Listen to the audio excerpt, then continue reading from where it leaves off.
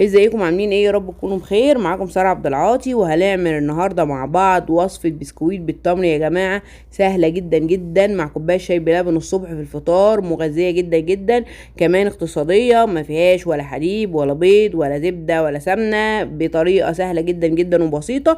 متأكدة لو جربتوها هتعجبكم جدا جدا. يلا بينا على طول ندخل في المقادير. معايا هنا كوبايتين من الدقيق، ومعايا نص كوباية من الزيت او ربع كوباية زبدة على ربع كوباية زيت، ومعايا نص كوباية من المية، معلقة صغيرة خميرة ومعلقة صغيرة بيكنج باودر ورشة ملح ورشة فانيليا. اول حاجة مش هحتاج عجان ولا اي حاجة لانها سهلة جدا جدا في العجن. هحط كوبايتين الدقيق، وهنا زي ما اتفقنا رشة ملح ورشة فانيليا، معلقة صغيرة من الخميرة ومعلقة صغيرة من البيكنج باودر، وهقلب المكونات الجافة كويس جدا جدا مع بعض. وبعدين احط زي ما اتفقنا نص كوباية من المية، وهنا ربع كوباية زبدة على ربع كوباية زيت، وممكن احط نص كوباية من الزيت عادي جدا، مفيش اي مشكلة. هقلب بقى المكونات دي كلها حلو مع بعض. سهلة جدا وبسيطة وبتتعجن في ثواني، مش هتحتاج وقت خالص في العجن، ومكوناتها كلها متوفرة في اي وقت ممكن نقوم نعملها. وفوق كل ده يا جماعه مغذيه. ناخد بالنا ان انا مش هخمر العجينه، يعني كمان سريعه الوصفه. وتاني حاجه مهمه برضو، ما حطيتش سكر، لان التمر اللي انا حطاه هيبقى يخلي طعم البسكويت بتاعي مسكر وجميل، فمش هحتاج سكر كمان. هعجن بقى العجينه بتاعتي، مش هعجنها وقت طويل عشان البسكويت يطلع مقرمش معايا وهش وجميل.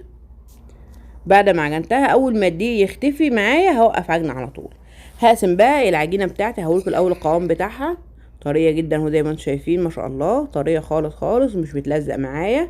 هقسمها بقى على ايه، على نصين، كورتين هما زي ما انتم شايفين. حاولت اخليهم متساويين قد بعض بالظبط، وهحطهم هنا بقى في الطبق واغطي عليهم.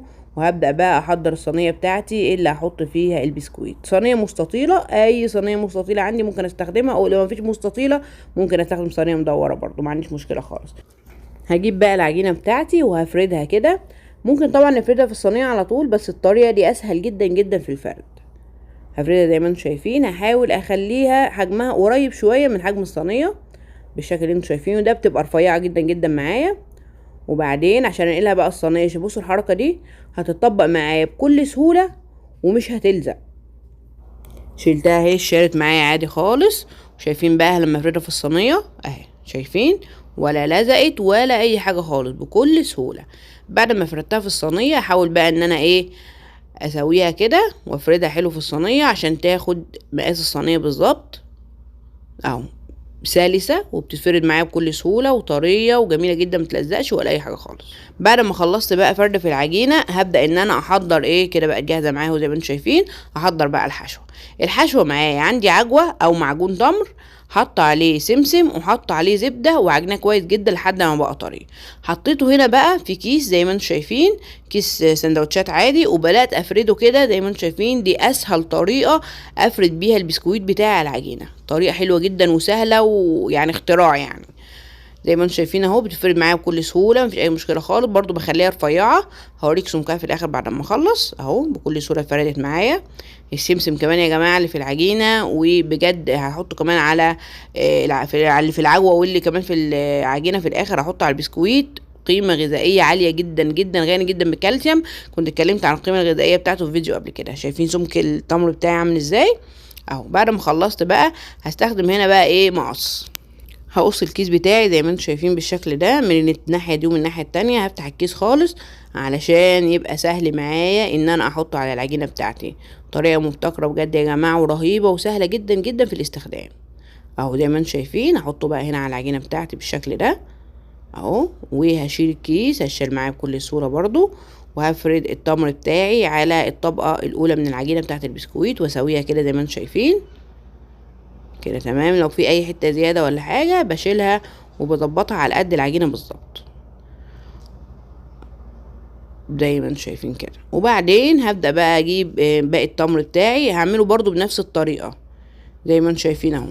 ومسكت هنا السكينه، حاولت اقيس يعني الحته اللي باقيه بالتقريب كده قد ايه. عملت خط كده في الكيس بتاع العجوه عشان افصل، وبالمقص برضو اهو قصيت وحطيتها برضو. احلى حاجه في الكيس ده انه سهل في الاستخدام، والعجينه بتتفرد حلو معايا، ومش محتاجه اني افردها على العجينه بايدي لان العجينه رقيقه ممكن تبقى حته تخينه، حته تتقطع مني، فديت سهله جدا في الاستخدام.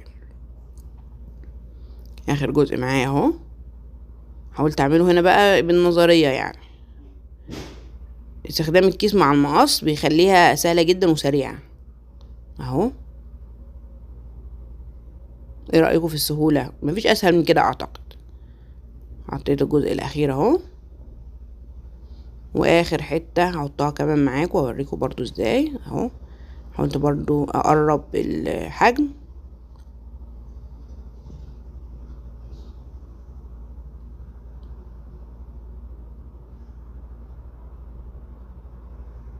بس كده خلصنا كل العجوه، حطيناها وسويناها وحطيناها بالظبط كده على قد العجينه بالظبط.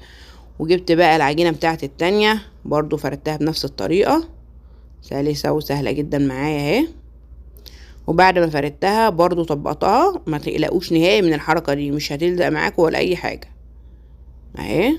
طبقتها من الناحيه دي ومن الناحيه التانية. لو مش بتفردوا على السيليكون ده ممكن ترش رشه دقيق خفيفه، مش اي مشكله برضو اهو. فردناها برضو وهسويها بالظبط على قد الصينيه برضو، ما تقلقوش هتفرد معاكم ومفيش اي مشكله فيها نهائي. بس كده بعد ما خلصنا وفردنا العجينه التانية، هبدا بقى اقطعها بالسكينه. نقسم بقى المربعات على حسب ما انا عايزاها كبيره، عايزاها صغيره، مفيش اي مشكله تماما. قسمت هنا بالسكينه يعني الاول تقسيم تقريبي علشان اتاكد ان كل مربعات هتطلع قد بعضها بالظبط، وبعدين هقطع بالسكينه كده التلات طبقات اللي حطيتهم فوق بعض بالسكينه كويس اهو، بالطول وبالعرض. وبرضو لو صينيه مدوره اقطعها برضو مربعات، مفيش اي مشكله. خلصنا بالشكل ده. هجيب بقى هنا في الاخر معلقتين من الحليب، عليهم نص معلقه من النسكافيه، ودهنت بيهم وش البسكويت بتاعي. ممكن طبعا يا جماعه استبدل ده ببيضه مضروبه وحطيت عليها فانيليا ودهنت بيها الوش، برضو مفيش اي مشكله، بس تجنبا يعني ان يبقى اي في ريحه زفاره او حاجه، ده كده ايه اسهل واسرع.